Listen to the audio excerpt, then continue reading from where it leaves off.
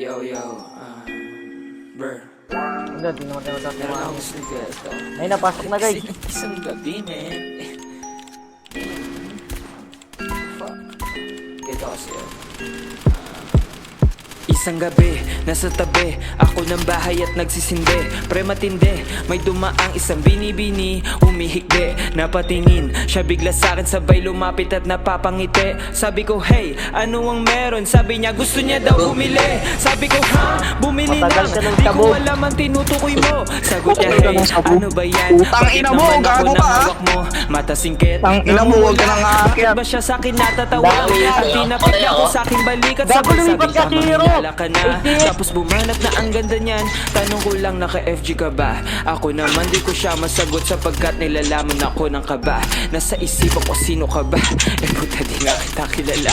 At may biglang binulong siya sa akin. Huwag ka mag-alala.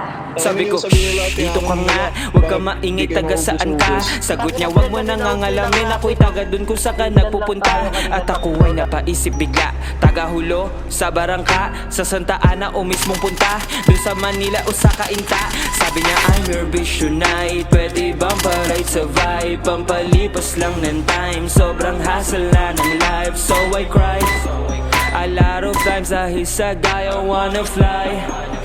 Ako na maghihimay, okay. Plays all day but I can't switch lane. Kinain niya ako like buffet, nilamutak parang clay. Di na din siya nagpa-pay. Wanna play, fuck me all day, pero di ko alam ang name. Siguro eto kanyang game. At napastop ako sa pagbayo nang may kumakatok na sa aking pinto. Napatingin ako sa kanyang labi, nakangiti, kanginang to. Meron siyang balak na itinarak, itinanim na sitwasyon. Setting this up, eto na yon. Parang nilunod ako sa balon. Kala ko cheers, eto pala'y cook. Open ang door at meron ng silog. Pagbukas ko ako ay napalo sa kanyang eyes na sobrang matilo.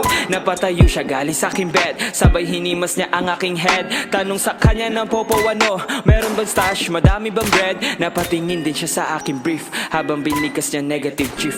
Binulungan niya ako ng saglit, sa susunod huwag ka na makulit. Don't trust bitch, eto ay speech. I love your dick, ayaw kitang snitch. Sabi ko wow, solid na hoe. Iniwan niya kanyang bra bago mag-go.